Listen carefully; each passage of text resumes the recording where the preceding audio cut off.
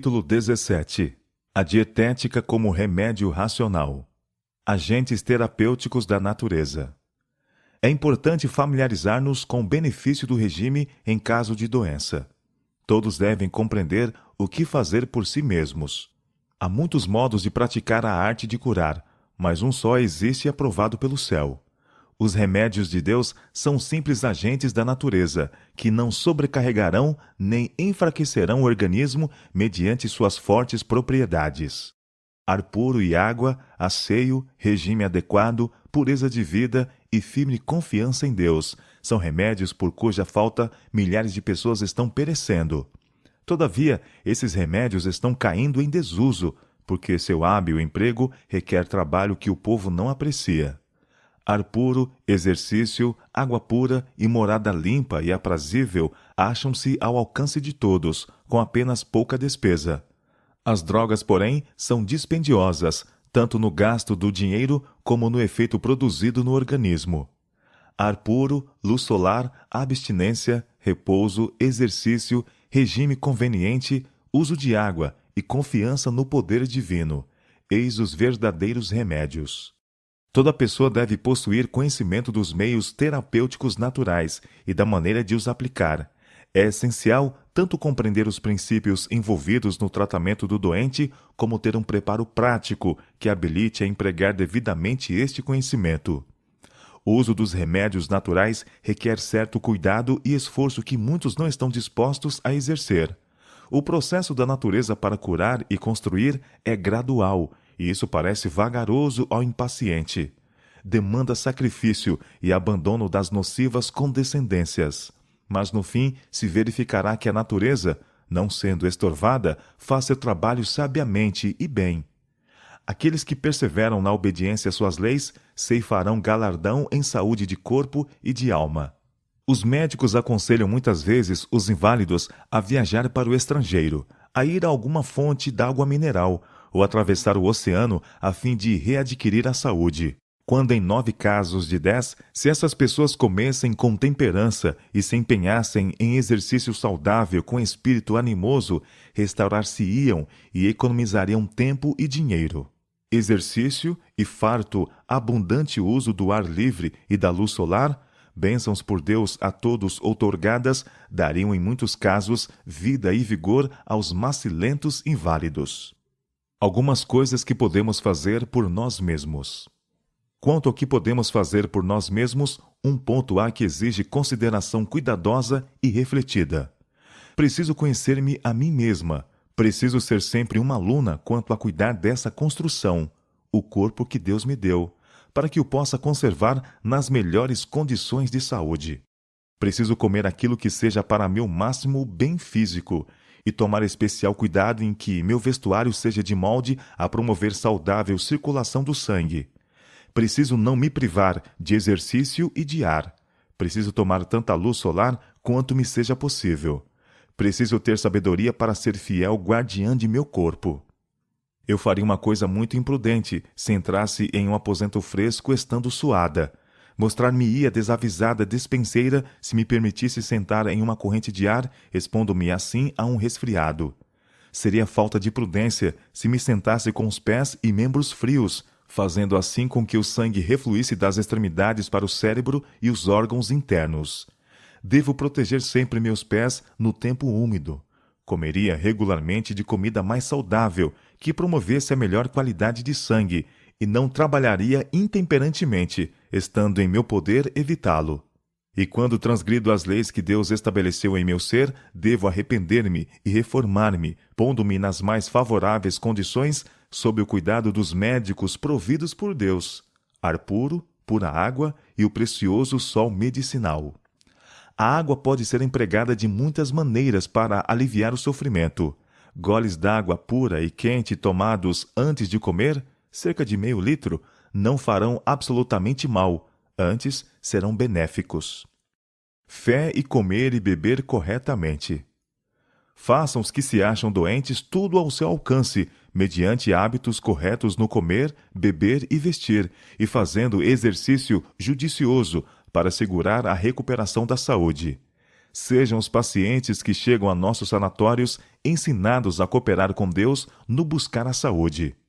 Vós sois lavoura de Deus e edifício de Deus. Deus fez nervos e músculos a fim de serem usados. É a inanição do maquinismo humano que traz sofrimento e doença. Os que tratam os doentes devem agir em sua importante obra, com forte confiança em Deus de que suas bênçãos acompanhem os meios por Ele graciosamente providos, e para os quais, em misericórdia, nos chamou a atenção como um povo, isto é, ar puro, o asseio, o saudável regime alimentar, os devidos períodos de trabalho e de repouso e o emprego da água. Remédios racionais nos sanatórios. A luz que me foi comunicada é que devia ser estabelecido um sanatório e que nele devia ser rejeitada a medicação de drogas, sendo empregados métodos simples e racionais de cura das doenças. Nessa instituição, o povo devia ser ensinado quanto à maneira de vestir, respirar e comer devidamente, de prevenir a doença mediante hábitos apropriados de viver. Advogamos em nossos sanatórios o emprego de remédios simples. Desaconselhamos o uso de drogas, pois estas envenenam a corrente sanguínea. Nessas instituições devem ser ministradas judiciosas instruções quanto à maneira de comer, de beber, de vestir e viver, de tal modo que se conserve a saúde. A questão da reforma de saúde não é agitada como precisa e há de ser.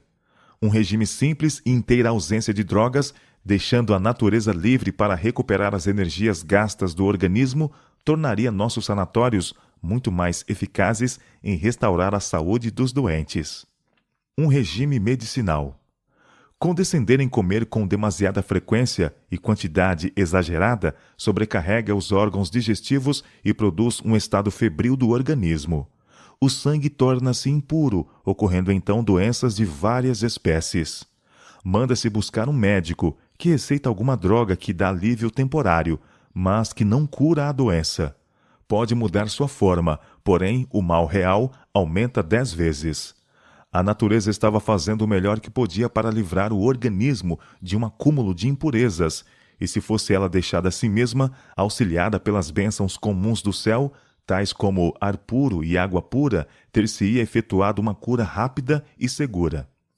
Os sofredores, nesses casos, podem fazer por si mesmos o que outros não podem fazer tão bem por eles. Devem começar por aliviar a natureza da carga que lhe tem imposto. Devem remover a causa. Jejuem por pouco tempo e deem ao estômago oportunidade para descansar. Reduzam o estado febril do organismo mediante cuidadosa e inteligente aplicação de água. Esses esforços ajudarão a natureza em sua luta por livrar o organismo de impurezas. Mas, em geral, as pessoas que sofrem dores tornam-se impacientes. Não estão dispostas a submeter-se à renúncia e a suportar um pouco de fome. O uso de água pouco faz, se o doente não sente a necessidade também de cuidar rigorosamente de seu regime alimentar. Muitos vivem em violação das leis da saúde, ignorando a relação que têm para com sua saúde os hábitos de comer, beber e trabalhar. Não despertam para reconhecer sua real condição, até que a natureza protesta contra os abusos que sofre, por meio de dores incômodos do organismo. Se mesmo então os sofredores tão só começassem a obra da maneira certa, recorrendo aos meios simples que negligenciaram, o emprego de água e o regime apropriado, a natureza teria exatamente o auxílio que requer e que devia ter recebido muito tempo antes. Se for seguido esse procedimento, o doente em geral se recuperará sem se debilitar. A intemperança no comer é muitas vezes a causa da doença, e o que a natureza precisa mais é ser aliviada da indevida carga que lhe foi imposta. Em muitos casos de moléstia, o melhor remédio é o paciente jejuar por 1 ou 2 refeições, a fim de que os sobrecarregados órgãos digestivos tenham ensejo de descansar. Um regime de frutas por alguns dias tem muitas vezes produzido grande benefício aos que trabalham com o cérebro. Muitas vezes, um breve período de inteira abstinência de comida, seguido de alimentos simples e moderadamente tomado, tem levado à cura por meio dos próprios esforços recuperadores da natureza. Um regime de abstinência por 1 ou 2 meses havia de convencer a muitos sofredores que a vereda da abnegação é o caminho para a saúde. Estrita temperança é remédio contra a doença. Quando um médico vê um doente sofrendo por moléstia ocasionada por regime alimentar impróprio ou outros hábitos errôneos, e todavia deixa de dizer-lhe isto, está fazendo um mal a seu semelhante. Ébrios, maníacos, os que se entregam à licenciosidade, todos apelam ao médico para que lhes declare positiva e claramente que o sofrimento é resultado do pecado. Os que compreendem os princípios da vida deviam ser zelosos em lutar para combater as causas das moléstias. Vendo o contínuo conflito com a dor, trabalhando constantemente para aliviar o sofrimento, como pode o médico manter-se em silêncio? É ele benévolo e misericordioso se não ensina a estrita temperança como remédio contra a doença? É necessário o melhor alimento. Os médicos devem velar em oração, compreendendo que ocupam posição de grande responsabilidade.